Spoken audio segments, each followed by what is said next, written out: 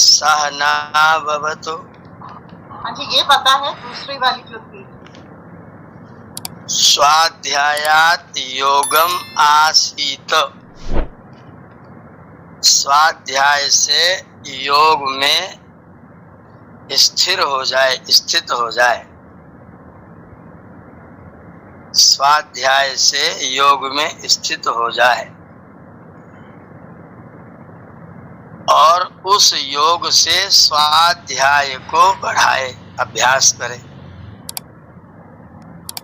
योग के द्वारा स्वाध्याय में आत्मनिर्भर को बढ़ाए। पहले तो पुस्तक पढ़ करके योग के रास्ते पर आए, स्वाध्यायात् योगम आसीत।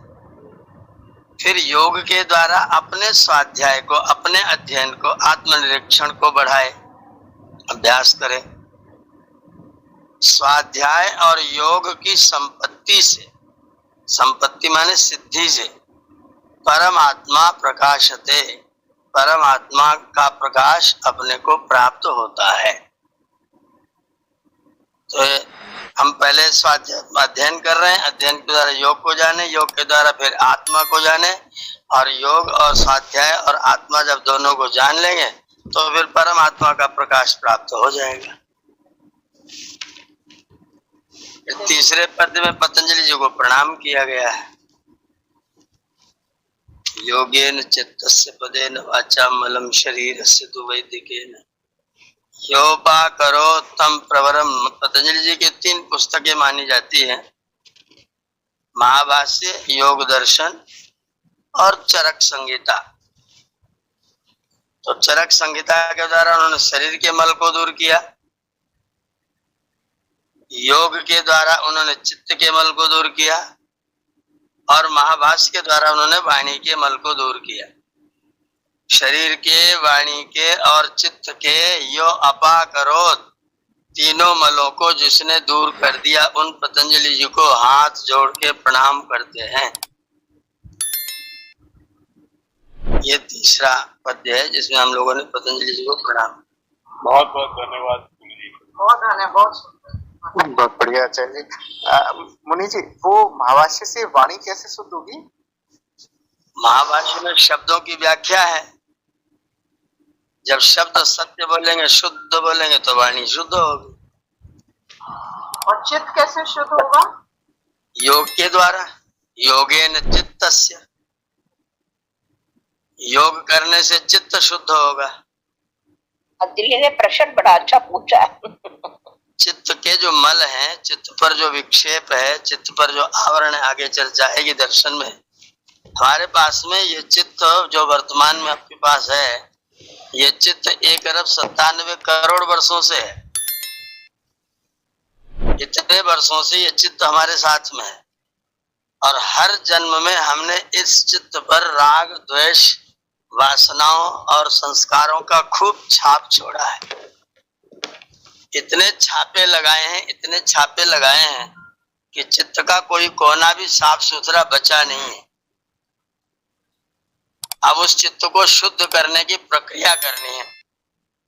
तो प्रक्रिया करने का तरीका आपको बताया जाएगा। यम, नियम, आसन, प्राणायाम, प्रत्याहार, धारणा, ध्यान, समाधि में जब पहुंचेंगे 8वीं क्लास में, तब आपका जो चित्त होगा एकदम निर्मल, पवित्र, जैसा आपको मिला था प्रकृति के टाइम पर, वैसा फिर से मिल जाएगा। जब वो चित्त वैसा हो जाएगा तो फिर वो आपके लिए काम करेगा, फिर वो अपने लिए कुछ नहीं करेगा। तो पवित्र चित्त में, जिसका चित्त शुद्ध है, उसको सत्य शुद्ध बातें समझ में आएंगी। और चित्त जितने भी संसार में दूषण है, हत्या, बलात्कार, हिंसा, जितना भी है, सब का एकमात्र कारण है चित्त पर तमोगुण और रजोगुण का प्रभाव होना। तो इस तमोगुण रजोगुण के प्रभाव को स्वाध्याय के द्वारा, योग के द्वारा, प्राणायाम के द्वारा, ईश्वरोपासना के द्वारा, जिसकी सन्निधि में हम रहते हैं, उसका प्रभाव हमारे ऊपर पड़ता है। तो जब ईश्वर की सन्निधि में रहने लग जाएंगे तो उनका प्रभाव रहेगा। और ईश्वर नित्य शुद्ध बुद्ध मुक्त स्वभाव है, पवित्र है।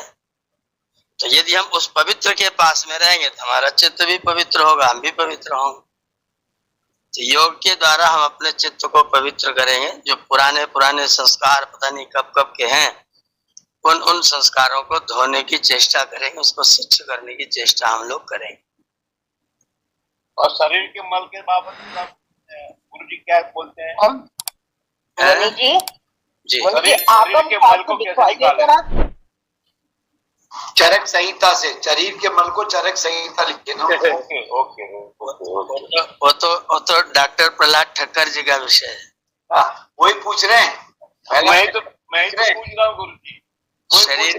शरीर में 3 मल हैं, वात, पित्त और कफ। जी इनको सम अवस्था में बनाए रखें, इनको घटने बढ़ने न दें। आगम का अर्थ क्या लिखे?